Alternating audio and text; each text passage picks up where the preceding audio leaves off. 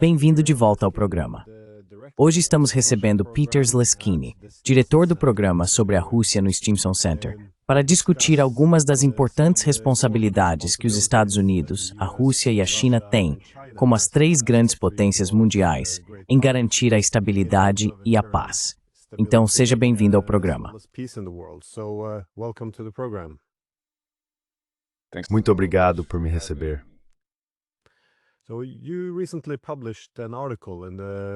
Então, você publicou recentemente um artigo na prestigiosa revista Foreign Affairs.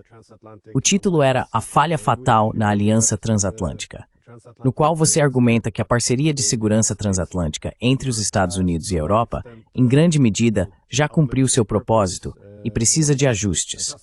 E, de fato, no ambiente de segurança atual, ela pode até prejudicar a segurança dos Estados Unidos. Gostaria que você desenvolvesse melhor seu argumento, pois Washington parece estar perseguindo essas ideias ao tentar se afastar da Europa. No entanto, se entendi corretamente, você acredita que ajustes incrementais não serão suficientes.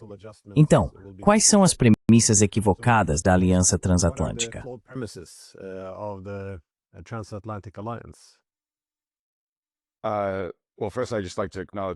Bem, antes de tudo, eu gostaria de reconhecer minha coautora, Jennifer Cavanaugh, que escreveu o texto comigo, e deixar claro que estou falando apenas por mim ao explicar o argumento do artigo.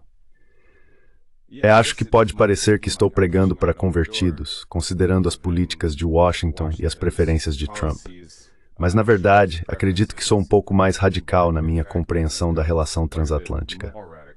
Há bastante gente no que se chama de campo realista de contenção.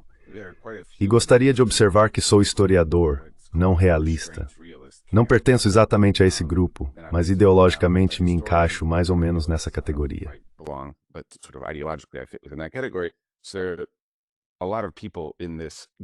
Então, há muitas pessoas neste grupo em Washington que acham que a relação transatlântica tem problemas, mas que a maioria deles se originou no início dos anos 1990, com o colapso da União Soviética.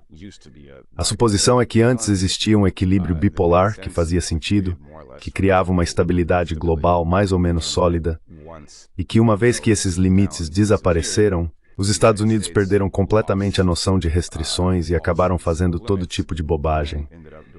Eu, na verdade, acho que a política dos Estados Unidos após a Guerra Fria é apenas uma extensão da lógica já existente.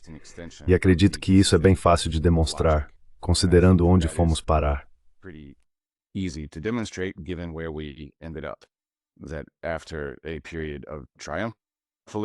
Após um período de triunfalismo, seguido por uma tentativa desesperada de encontrar um novo inimigo e por todo tipo de aventura inútil no Oriente Médio, acabamos sob o governo Biden com uma política externa explicitamente fundada em uma oposição global entre a chamada ordem liberal e as autocracias, representadas principalmente por Rússia e China, os antigos inimigos da Guerra Fria. Basicamente, portanto, a estrutura, o arcabouço da política externa dos Estados Unidos não havia mudado em nada. Então eu acho que tudo deu errado não em 1991, mas em 1949 ou 1950. E o argumento do ensaio é que havia três problemas fundamentais associados às origens da relação transatlântica. O primeiro é a guinada para a Europa, que eu não acho que fosse estritamente necessária e que ocorreu às custas da atenção ao hemisfério ocidental, que costumava ser uma prioridade dos Estados Unidos.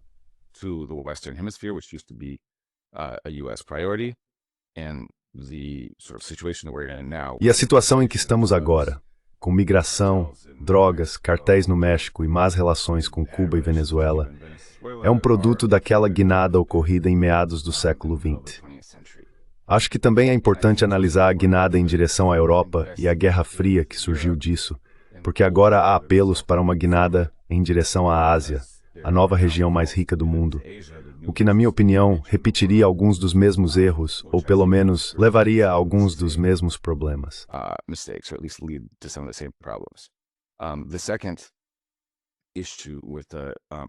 A segunda questão com a relação transatlântica original foi a militarização da aliança. O impulso americano inicial era a reconstrução econômica da Europa, o que se presumia ser benéfico tanto geopoliticamente quanto economicamente. Mas, em última instância, a integração econômica europeia tornou-se um projeto europeu, separado dos Estados Unidos, resultando na União Europeia. Os europeus, no entanto, queriam desesperadamente uma aliança militar com os Estados Unidos na liderança. E, curiosamente, essa é a única instituição que realmente vincula a Europa aos Estados Unidos. Não é necessário que o núcleo do maior império do mundo seja apenas militar. A Grã-Bretanha, por exemplo, tinha uma comunidade de nações.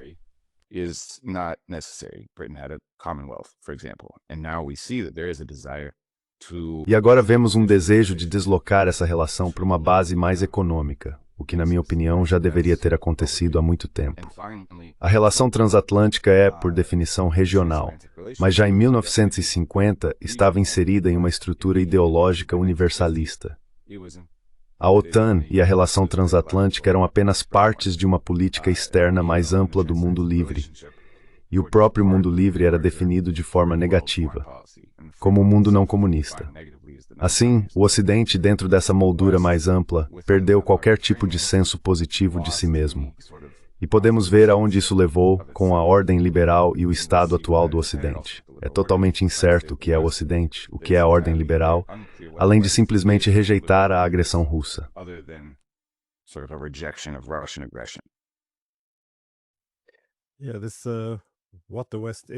Sim, é isso que o Ocidente é. Parece que estamos passando por uma espécie de crise de identidade, o que também ficou evidente quando J.D. Vance foi àquela reunião de segurança em Munique, em fevereiro. Achei aquilo interessante. Os europeus ficaram bastante irritados por ele criticar o próprio lado, o Ocidente político ou os europeus. No entanto, eles não especificaram exatamente onde ele estava errado, no sentido de que a Europa estaria meio que perdendo seu rumo e também se tornando mais autoritária. Achei esse argumento interessante, porém, o que você chama de, bem, não só você, mas o universalismo liberal, porque isso também é um componente essencial na Europa.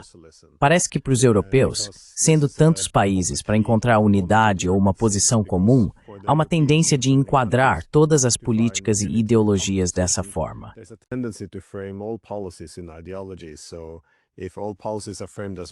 Então, se todas as políticas são enquadradas como valores, bom versus mal ou moral versus imoral, isso pode se aplicar a tudo, desde a ampliação da UE até a guerra. Assim, na prática, o que estamos dizendo é que algumas políticas são morais e a dissidência é imoral. Isso acaba se tornando uma forma de nos colocarmos em uma caixa. Mas achei interessante a sua perspectiva sobre o que se chama de mundo livre. Por que esse é um conceito problemático para você? Não apenas para você pessoalmente. Por que é um conceito problemático? Desculpe, bem, é particularmente problemático para mim. Estou escrevendo um livro sobre as origens e o impacto da ideia de mundo livre, então tenho me concentrado em seus problemas há algum tempo. Mas,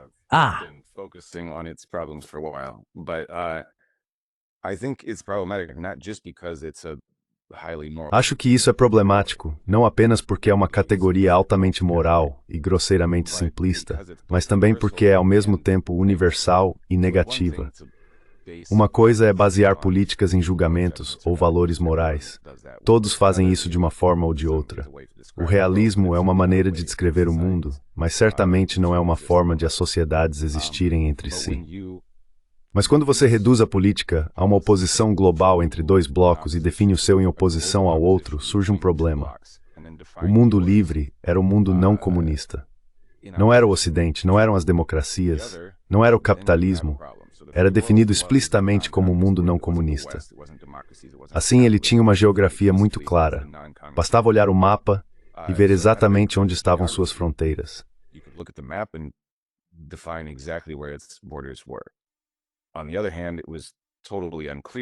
Por outro lado, era totalmente incerto o que o mundo livre realmente compartilhava, além da ausência do comunismo.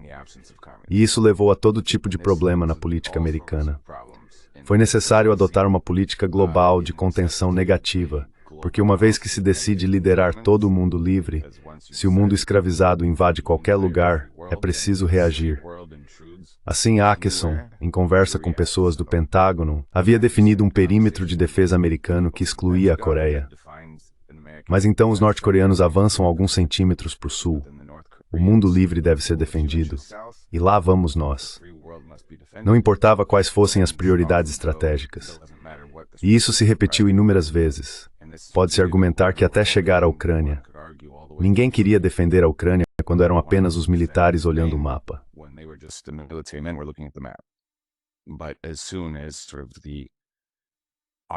Mas assim que o eixo autocrático, o mundo escravizado, faz um avanço, o mundo livre deve responder.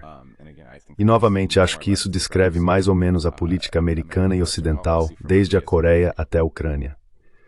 Além disso, os formuladores de políticas dos Estados Unidos estavam coçando a cabeça desde o início, tentando descobrir como criar coesão ideológica.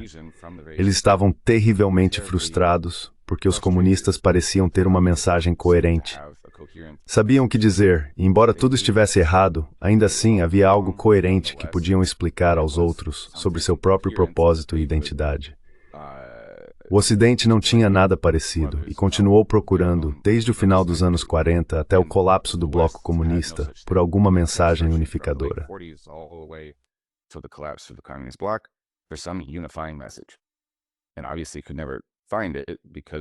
E, obviamente, eles nunca poderiam encontrá-la, porque não há nada que ligue os argentinos aos indonésios, além da ausência de comunismo. O fracasso em encontrar uma fé comum, então, exigiu um foco exagerado em uma suposta ameaça existencial externa, porque a única fonte de coesão interna era o axioma de que existia alguma força externa tão ameaçadora e tão agressiva que a menos que todos nos uníssemos para enfrentá-la, seríamos subjugados por ela. E, novamente, é possível ver isso até os dias atuais, ou talvez até antes de Trump, com a ênfase na China e na Rússia, e em como elas estariam empenhadas em nada além de destruir a ordem liberal.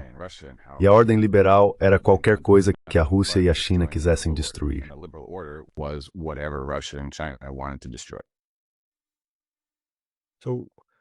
Então, na sua opinião, como a ideologia, ou essa ideia de democracia liberal versus autoritarismo, deve se encaixar na sua estratégia, ou você acha que ela não deveria ter nenhum papel?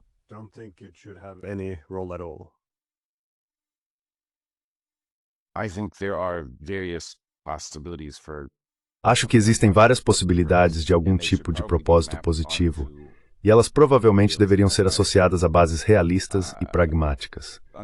Então, se a ideia, e acho que é o que eu preferiria, é unificar todo o Ocidente como um grande bloco capaz de competir em um mundo de gigantes, é preciso entender o que significa o Ocidente. E o problema é que o Ocidente se dissolveu dentro do mundo livre e da ordem liberal. O cansão ocidental dos currículos universitários. A cristandade não exatamente. Não ia forte explicar o que é elf, né?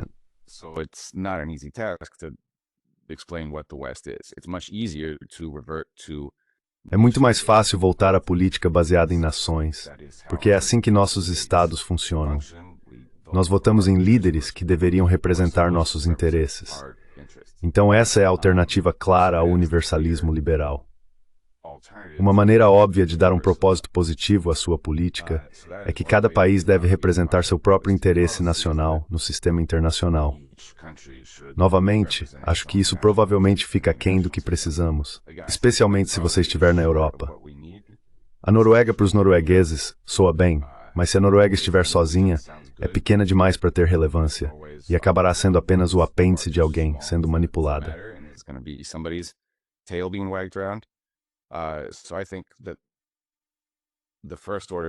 Então acho que a primeira ordem de negócios é definir o Ocidente, não como tem sido desde a Guerra Fria, basicamente um bloco que se opõe à repressão e à agressão, o que de qualquer forma já é uma miragem, mas como uma espécie de grande bloco comercial e tecnológico que precisa agir de forma unificada para competir com a China.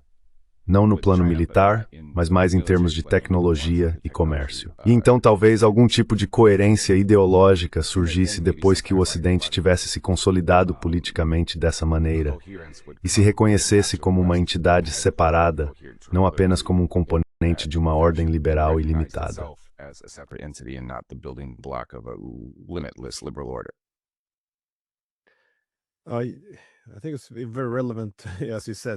Acho que isso é muito relevante, como você disse, para a crise atual que enfrentamos, esse pensamento em blocos.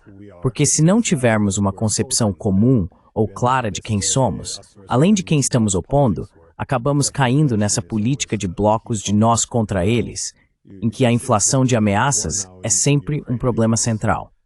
Estamos vendo isso agora com a guerra na Ucrânia, porque originalmente as exigências de segurança da Rússia não eram realmente tão irrazoáveis, no sentido de não querer um bloco militar hostil em suas fronteiras, com a infraestrutura militar correspondente. Mas em vez disso, agora temos essa incrível inflação de ameaças, em que Putin é Hitler, e a Rússia não quer apenas destruir a Ucrânia, mas também conquistar a Europa.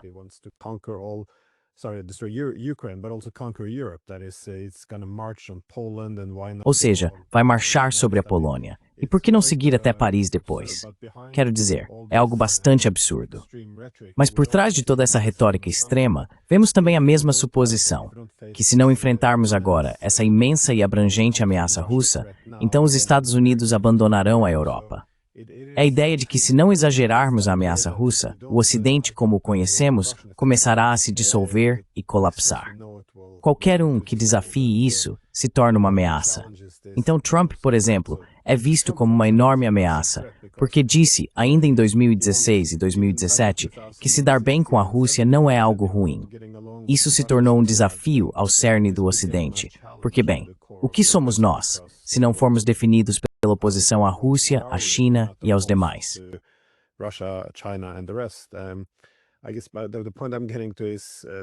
Acho que o ponto ao qual quero chegar é que lá em 2014, Henry Kissinger destacou que estava bastante preocupado exatamente com esse tipo de retórica, de que agora estávamos falando em derrotar a Rússia. Ele dizia que se reconhecêssemos a Rússia como uma grande potência, o objetivo deveria ser harmonizar os interesses centrais. Agora, a harmonização não significa que eles precisem ser iguais, mas que o que é diferente possa coexistir. Mas como você vê um caminho a seguir para isso? Porque meio que nos afastamos muito dessas ideias. Agora estamos falando abertamente sobre a necessidade de derrotar estrategicamente a Rússia. Sabe, ataques de longo alcance dentro da Rússia. Por que não colocar tropas da OTAN lá? Quero dizer, aqui na Europa, parece que estamos prontos para a guerra agora. Como os Estados Unidos poderiam, digamos, reduzir essa tensão? Porque neste continente, as pessoas estão mais ou menos perdendo a cabeça.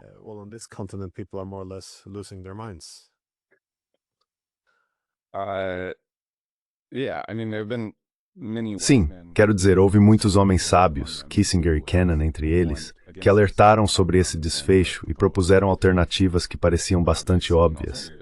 O problema é que, enquanto o Ocidente existir essencialmente como a ordem liberal, o mundo livre, o confronto, acredito, era provavelmente inevitável. Não há motivo para conflito se você apenas novamente olhar o mapa e os níveis relativos de ameaça.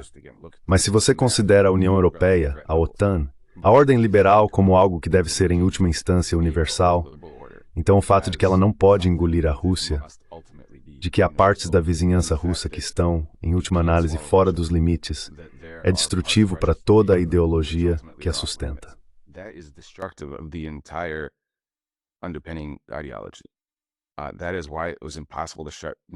É por isso que era impossível fechar a porta aberta da OTAN. Certo. Parece que nada poderia ter sido mais fácil do que simplesmente dizer: ninguém quer a Ucrânia na OTAN. Não vamos aceitar a Ucrânia na OTAN. Não há necessidade de uma guerra. Mas eles não conseguiam dizer essas palavras, porque, de certo modo, isso era antitético a todo o projeto. E quando você ouve esses europeus, como você diz, que perderam a cabeça, falando sobre como a Rússia é uma ameaça existencial, soa ridículo, porque é óbvio que não haverá tanques russos em Berlim ou Paris, muito menos em Londres. E eu me esqueci quem foi, Recentemente ouvi alguém na Grã-Bretanha dizendo que a menos que apertem os cintos,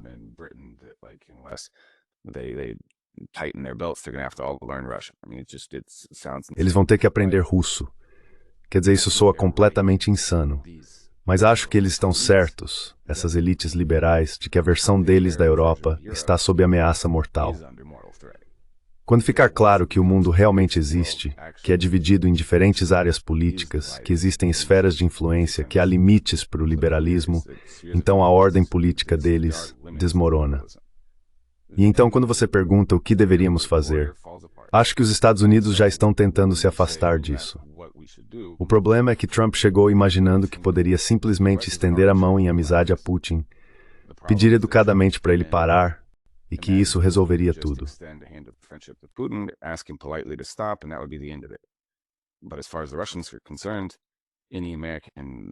Mas, no que diz respeito aos russos, qualquer promessa americana é difícil de confiar, porque Trump pode ser transitório, é imprevisível, e ninguém sabe o que vem a seguir. E a Ucrânia é obviamente uma questão estrategicamente crucial bem na fronteira deles. Os americanos acreditavam que a Rússia poderia aceitar uma espécie de retorno ao convívio, que se os Estados Unidos oferecessem à Rússia a chance de sair do isolamento, isso bastaria para que ela abrisse mão de seus pequenos interesses periféricos na Ucrânia. Enquanto, como você sabe, para a Rússia, esses não são interesses periféricos menores, mas sim interesses estratégicos absolutamente centrais. Então acho que o maior obstáculo é a Europa, e talvez precisemos esperar, ou pelo esgotamento europeu, ou por uma mudança de elites, o que parece provavelmente inevitável. A questão é se isso acontecerá a tempo.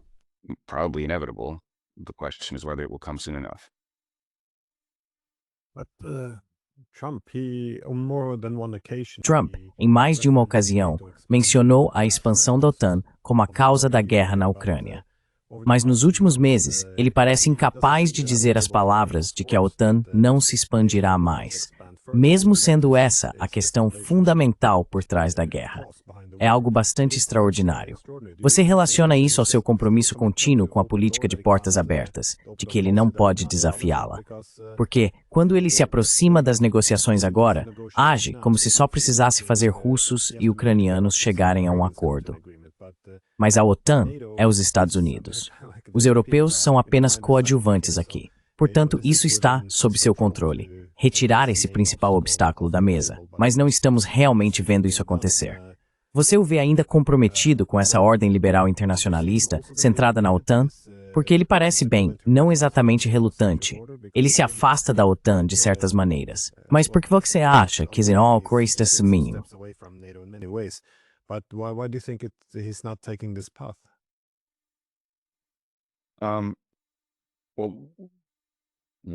Bem, um erro que acho que o Trump comete é que ele é, de certa forma, um realista à sua maneira. Ele meio que trata cada país como se fosse uma corporação própria e acredita que todos eles são, quero dizer, diferentes em tamanho, mas intercambiáveis nesse sentido. Então ele trata a Índia e a Alemanha segundo a mesma lógica, sem perceber que a Alemanha faz parte do Império Americano e a Índia não. E acho que é por isso que acabamos com essa abordagem americana em que os Estados ou o Trump se colocam como mediadores entre a Rússia e o Ocidente, ou entre a Rússia e a Ucrânia, o que obviamente não é a posição que realmente ocupam. Ele acredita que pode usar uma combinação de incentivos e punições com ambas as partes.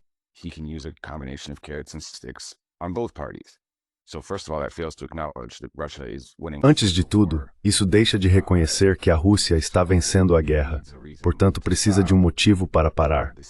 Não se trata de um conflito simétrico. Além disso, a Rússia está fora do sistema americano. Então os Estados Unidos podem criar certas condições dentro das quais a Rússia precisa existir. Eles podem impor sofrimento, mas não podem influenciar diretamente a tomada de decisões. Quero dizer, a Rússia pode sofrer muito mais dificuldades econômicas. Mísseis poderiam até atingir Moscou, mas então caberia a Putin e à população decidir como reagir. Eles podem decidir que isso é demais e que querem parar, ou podem escalar o conflito.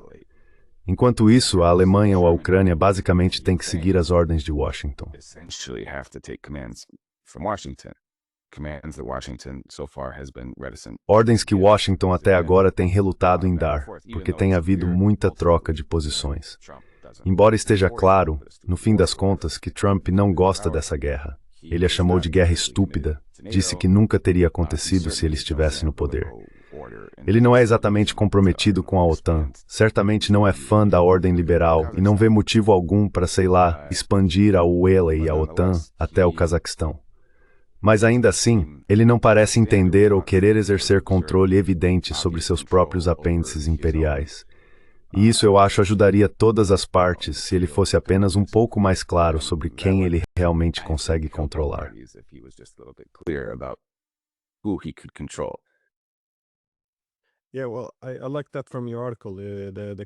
Sim, bem, eu gostei disso no seu artigo. A clareza está realmente presente.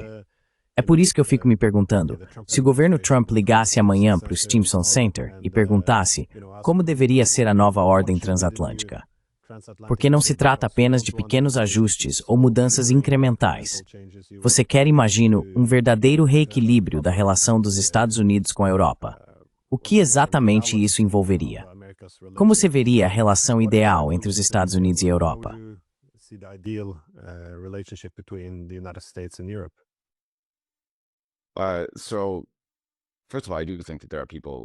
Então, antes de tudo, eu realmente acho que há pessoas na administração que simpatizam com esse argumento. Já estamos avançando nessa direção. É só que esse é um momento meio revolucionário, uma mudança de paradigmas. Sem mencionar o fato de que o homem no topo é uma figura poderosa e carismática por si só. Então, sim, é difícil traçar um caminho perfeito neste momento. Mas o meu argumento, para deixar claro que não se trata apenas de uma crítica à situação atual, é que o Ocidente poderia, na verdade, se reorientar com bastante facilidade se simplesmente passasse a se enxergar de outra forma.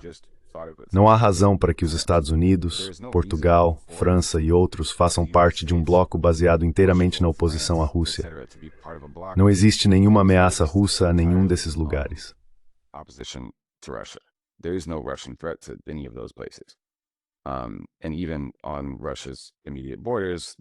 E mesmo nas fronteiras imediatas da Rússia, a ameaça é suficientemente administrável a ponto de que, se os bálticos e os escandinavos, talvez os alemães, certamente os poloneses, cuidassem disso por conta própria, com alguma ajuda americana nas áreas que não conseguem administrar sozinhos, isso já seria mais do que suficiente. Mas isso não precisaria servir como o propósito de todo o bloco.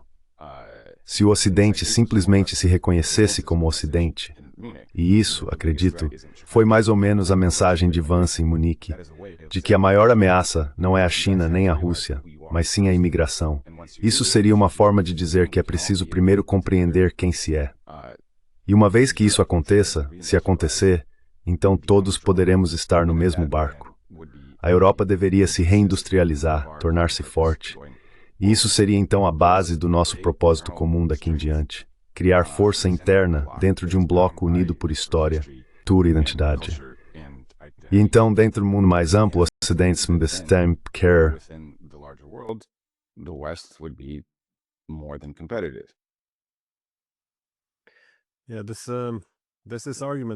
Sim, existe esse argumento de que desde, digamos, a Revolução Francesa ou a fundação dos Estados Unidos, tivemos o desenvolvimento de Estados-nação liberais, em que há uma contradição interna, ou talvez não exatamente uma contradição, em que o liberalismo e o conservadorismo se equilibram. O Estado-nação se baseia em uma história, língua, cultura, tradição e religião comuns. Tudo isso pode coexistir. E sobre essa base temos o ideal liberal. Abrir espaço para o indivíduo.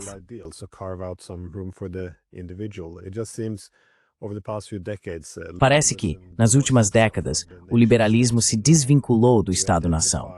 Agora nos identificamos apenas por meio dessas referências ambíguas ao que deveriam ser ideais liberais. Mas isso tende a... Quero dizer, pode-se afirmar que a Europa de hoje está comprometida apenas com o liberalismo, não com o Estado-nação. E nesse processo, o próprio liberalismo parece estar assumindo uma forma muito estranha e mais severa. Então, A sua visão seria desenvolver um Ocidente mais civilizacional, baseado em ideais mais conservadores e, imagino, sustentado por uma maior soberania econômica e tecnológica? Ou esse é mais ou menos o caminho?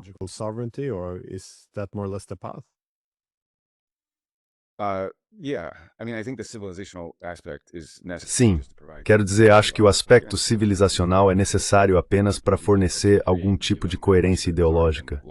E como eu disse antes, será difícil recriá-lo, dado o quanto já foi perdido, por causa da mudança demográfica, obviamente, mas também por causa de uma mudança de identidade, de algo baseado em nação, religião, civilização, para algo baseado nesses pressupostos liberais. É uma espécie de globalismo do menor denominador comum, em que os ocidentais precisam se dissolver ou se apagar para se encaixar. Mas acho que se houver uma construção de um ocidente geopolítico, um ocidente econômico, um bloco tecnológico que corresponda ao ocidente, e se isso for mais ou menos bem sucedido, então o aspecto cultural civilizacional poderia retornar e ajudar a reforçar esse bloco.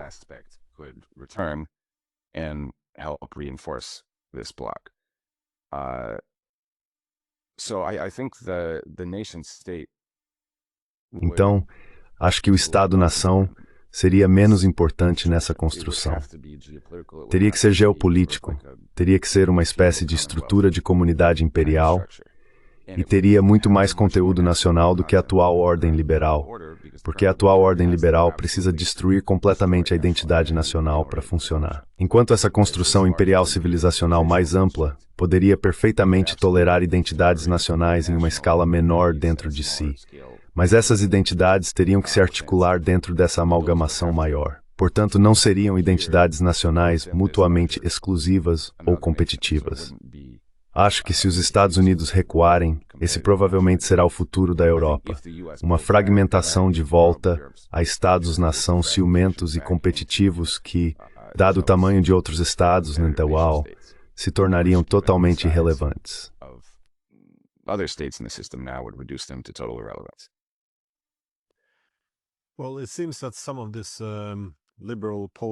Bem, parece que parte desse pós-nacionalismo liberal ou globalismo está em desvantagem, porque muitos dos líderes europeus, seja Starmer, Macron ou Scholz, estão longe de serem populares. E parece que estão fazendo o máximo possível, abandonando qualquer aparência de democracia para conter a maré democrática. Sim, há um descontentamento buscando uma correção, que seria mais, eu acho, na direção que você está apontando. Então, acho que dá para ver um mínimo luz no fim do túnel. Ou não sei se você compartilha do meu otimismo.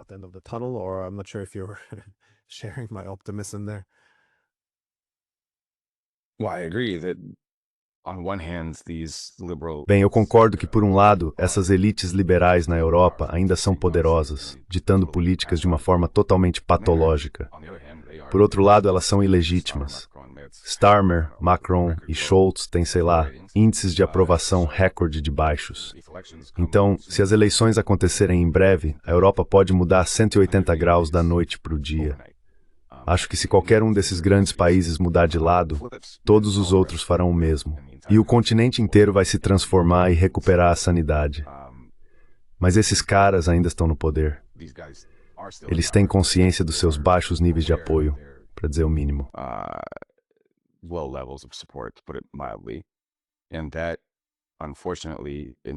E isso, infelizmente, incentiva comportamentos cada vez mais ultrajantes e escalatórios, porque eles veem tudo escapando de suas mãos. Então precisam recorrer a essa noção de emergência constante. Uma crise sem fim na Ucrânia, a ameaça da Rússia que poderia resultar em uma agressão envolvendo todo o continente. Quero dizer, quanto mais desesperados eles ficam, mais exagerado se torna o discurso. E mais provável é que tentem agitar as coisas em uma tentativa desesperada de evitar a quase inevitável queda de seu projeto e de suas próprias perspectivas políticas.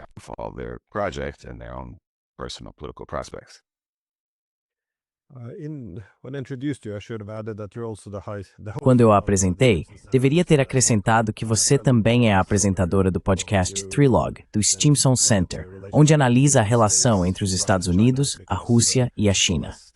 Essas grandes potências têm uma responsabilidade especial em administrar a cooperação e a competição.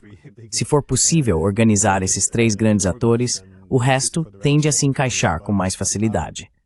Mas, considerando que você vê a relação transatlântica como estando completamente no caminho errado e precisando de uma mudança fundamental, como você enxerga a relação entre os Estados Unidos, a Rússia e a China? Ela deveria se basear na Carta da ONU ou deveríamos voltar a um concerto da Europa? Bem, um concerto de nações, imagino. Como você veria a base dessa relação?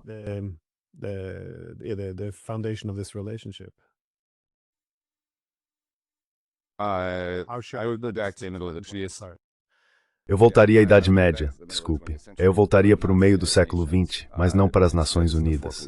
Em vez disso, para a ideia dos 4 policiais que Roosevelt defendeu em certo momento. Acho que as Nações Unidas, podemos muito bem mantê-las por enquanto, são essencialmente inúteis. São um produto de outro período. Sua composição e suas regras refletem um momento diferente. E uma reforma na escala necessária seria essencialmente impossível.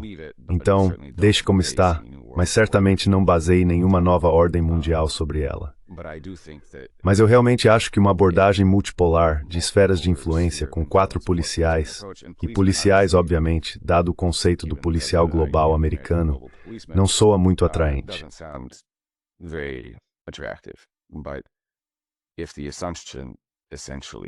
Mas se a suposição for essencialmente que essas grandes potências, centros civilizacionais, têm a responsabilidade principal por suas regiões, então acho que esse é um quadro muito útil. Assim, novamente, um Ocidente ampliado poderia se orientar para a competição com a China. Quero dizer, a China definiria o parâmetro. Quem consegue produzir uma IA que esteja na vanguarda da tecnologia e seja adotada pela maioria das pessoas no mundo? Temos indústrias competitivas? Temos recursos suficientes para permanecer na vanguarda da tecnologia e garantir nossa própria subsistência? Mas isso não significa que seria necessário um confronto direto. O modelo antigamente exigia isso.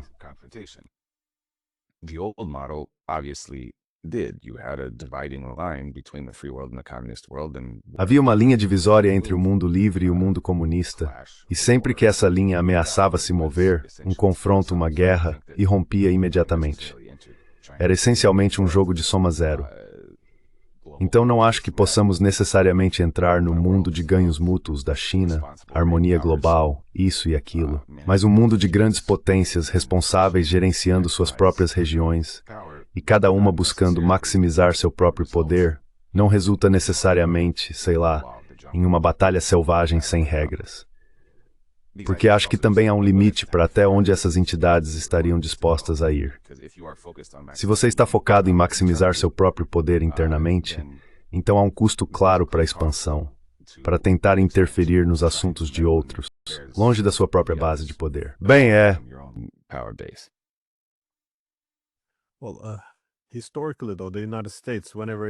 Historicamente, porém, os Estados Unidos, sempre que entravam em guerra, tendiam a se juntar aos conflitos, como nas 2 guerras mundiais.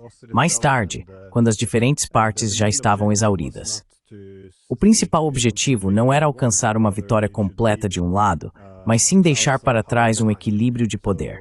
A preocupação era que se muito poder se concentrasse em um único ator, isso poderia representar uma ameaça aos Estados Unidos.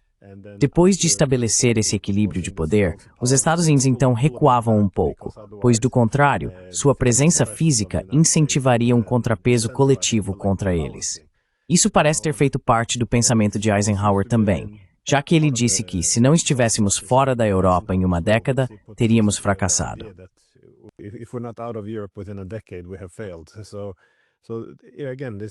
Então, novamente, isso se encaixava nas tradições dos Estados Unidos. Mas, com esse pensamento não sendo seguido, podemos ver o resultado como era de se esperar. Se os Estados Unidos têm uma presença excessiva no continente euroasiático, as grandes potências começam a encontrar um interesse comum em equilibrar coletivamente os Estados Unidos. Assim, os Estados acabam esgotando seus recursos e aproximando grandes potências, o que não precisa ser algo ruim. Mas, se for em oposição aos Estados Unidos, obviamente não é positivo. Sob o governo Biden, vimos claramente isso acontecer. Devido à guerra por procuração na Ucrânia, Rússia e China foram aproximadas.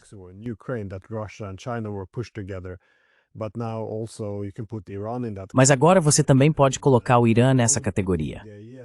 Eu não colocaria a Índia lá ainda, porque eles gostariam de melhorar as relações com os Estados Unidos. Mas parte disso parece ter sido gravemente mal administrada também. Pelo menos até o ponto em que a Índia está disposta a dar alguns passos a mais na parceria para equilibrar os Estados Unidos, principalmente no aspecto econômico, mas não em termos de segurança. Eles não estão se opondo militarmente, ainda assim, veem desafios ou ameaças comuns vindos dos Estados Unidos. Qual é a solução para isso? Quero dizer, novamente, não é necessário dividir essas potências, mas você também não quer vê-las trabalhando explicitamente para contrariar os Estados Unidos. Well, I think the solution is just to abandon liberal universalism. Bem, acho que a solução é simplesmente abandonar o universalismo liberal. A ideia de que a história deve ter um fim e que o mundo deve refletir os valores americanos do Polo Norte ao Sul. Dadas essas premissas, você inevitavelmente acaba com um globo bifurcado e de soma zero, onde tudo que não é engolido por esse monstro mundial se torna um monstro por conta própria. Então há conflito ao longo de toda a periferia. Portanto, não acho que a presença dos Estados Unidos na Ásia ou na Europa provoque necessariamente o tipo de equilíbrio que vemos agora. É o avanço constante nessas áreas. Quero dizer, na Europa, os Estados Unidos, o bloco ocidental, estavam avançando até a Ucrânia.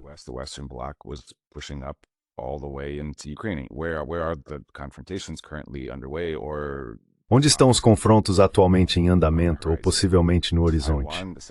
Taiwan, o Mar do Sul da China e a Ucrânia.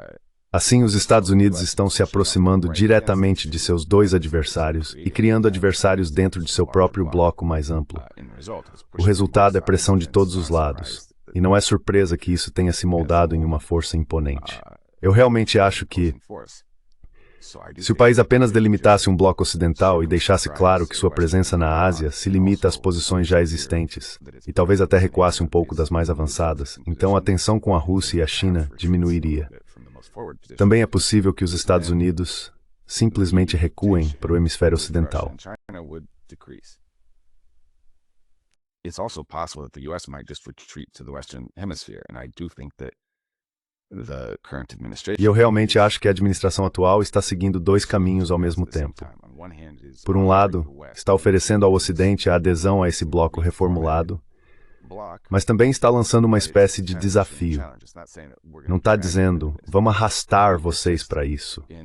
É mais como, se vocês insistirem em um conflito infrutífero com a Rússia, em políticas verdes e imigração que desindustrializam e destroem o tecido de suas sociedades, se forem um ativo inútil, nós vamos deixá-los para trás.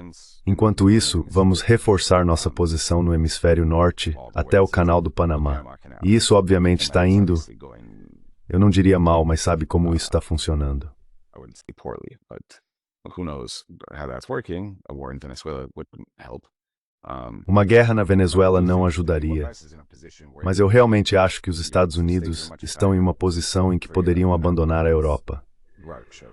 Portanto, as apostas são muito mais altas para a Europa. Não porque alguém possa conquistá-la ou porque Putin seja Hitler, mas porque os Estados Unidos podem decidir que a Europa é inútil e deixá-la por conta própria. Então fica totalmente incerto o que será da Europa, porque eu não acredito nem por um segundo na autonomia estratégica europeia. Esses países são muito equilibrados em tamanho. Para que os mais poderosos concordem com uma estrutura comum de segurança, basicamente é preciso que alguém os coloque em ordem. Somebody basically needs to whip them into shape. Sim, esses são os Estados Unidos. Bem, os Estados Unidos, apesar de todas as tensões na relação, sempre tiveram um efeito pacificador desde a Segunda Guerra Mundial. Quero dizer, essa ideia de a Europa trabalhar em conjunto não é algo garantido pela história. Não é algo em que se possa simplesmente confiar. Bem, isso certamente aconteceu, exceto sob o abraço do tio Sam.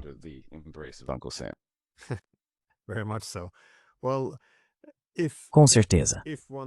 Bem, se alguém quiser, digamos, fazer os europeus voltarem ao bom senso, abandonar um pouco desse militarismo insano, no momento, eles parecem dispostos a sacrificar suas próprias sociedades nesse sonho de derrotar a Rússia.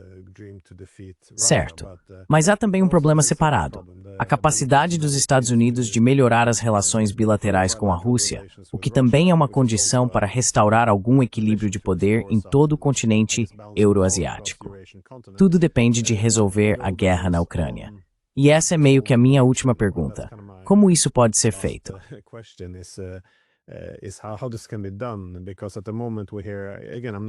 Porque neste momento estamos aqui novamente. Não tenho certeza se é apenas conversa vazia do Trump, mas agora estamos ouvindo sobre o envio de Tomahawks, o que aumentaria dramaticamente as tensões entre os Estados Unidos e a Rússia. Além disso, os europeus, toda vez que vem um drone perto de um aeroporto, concluem que é sempre a Rússia, embora depois descubram que não é.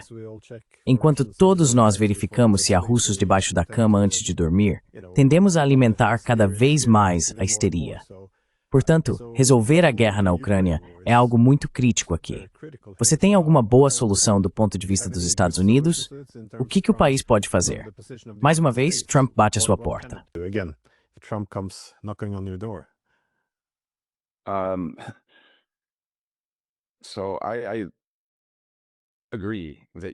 Concordo que a Ucrânia é o principal obstáculo para os ajustes necessários. Mas não acho que isso signifique que precisamos começar resolvendo o problema da Ucrânia. A questão até agora tem sido esse foco excessivo na Ucrânia, essa tentativa desesperada de resolver o problema ucraniano o mais rápido possível e só então lidar com as questões estruturais maiores. Acho que deveria ser o contrário. Os Estados Unidos deveriam buscar reformular a relação transatlântica e restabelecer relações minimamente construtivas com a Rússia. Isso então permitiria uma abertura para resolver o problema ucraniano. Porque, novamente, não basta os Estados Unidos simplesmente chegarem e dizerem: queremos que a guerra na Ucrânia pare. A Rússia tem certos objetivos estratégicos mínimos que precisa alcançar.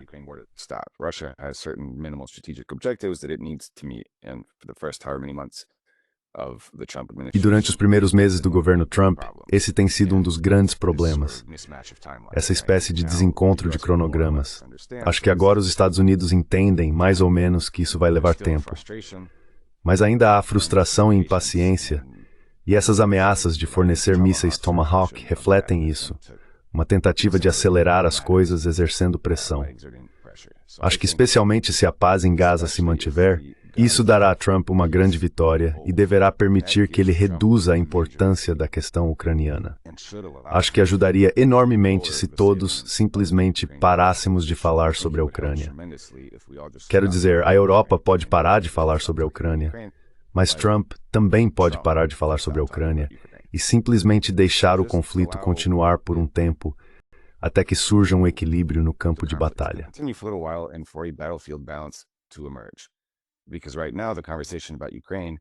Porque neste momento, a conversa sobre a Ucrânia e quaisquer ideias para resolver esse conflito estão acontecendo em um tipo de nível metapolítico, como quem está do lado de quem, qual princípio está em jogo.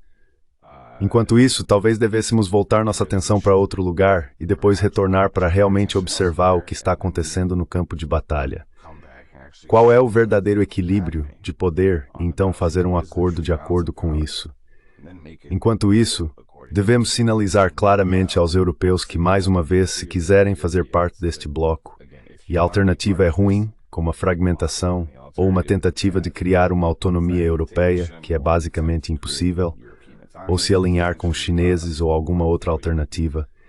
Então agora estamos focando em outras questões.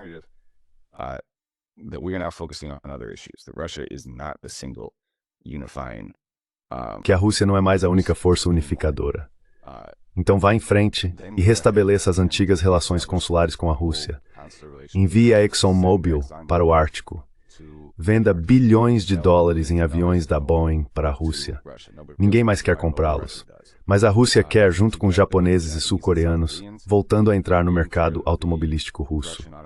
Isso demonstraria claramente aos europeus que a abordagem pragmática baseada no interesse nacional é real, porque neste momento é principalmente retórica. E os letões e os poloneses vão a Washington e transmitem uma mensagem diferente e recebem apenas resposta suficiente para sentirem que é possível fazer os Estados Unidos voltarem ao status quo anterior.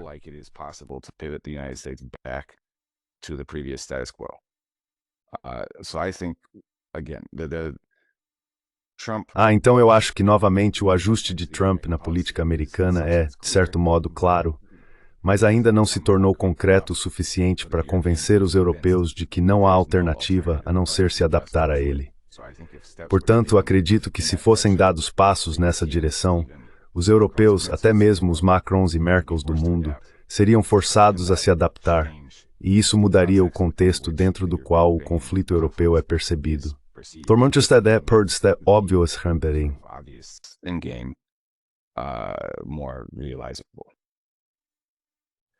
So to summarize then, the political West should Então, para resumir, o Ocidente político deveria se lembrar de quem é e parar com essa dependência excessiva de confrontar o espantalho russo, essa praga secular que temos no continente. Mas enfim, onde as pessoas podem te encontrar? Acho seu trabalho realmente fascinante. É isso.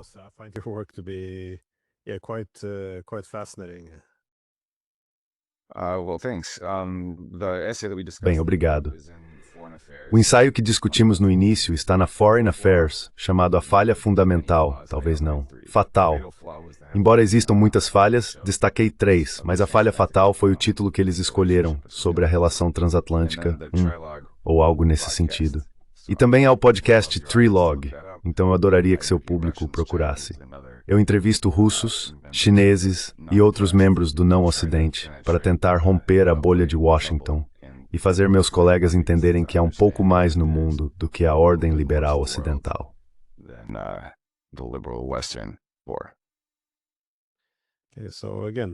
Então, mais uma vez, nestes tempos em que estamos tentando fazer a transição do mundo bipolar, da Guerra Fria e do mundo unipolar, é um ótimo recurso. Muito obrigado por dedicar seu tempo. Bryce.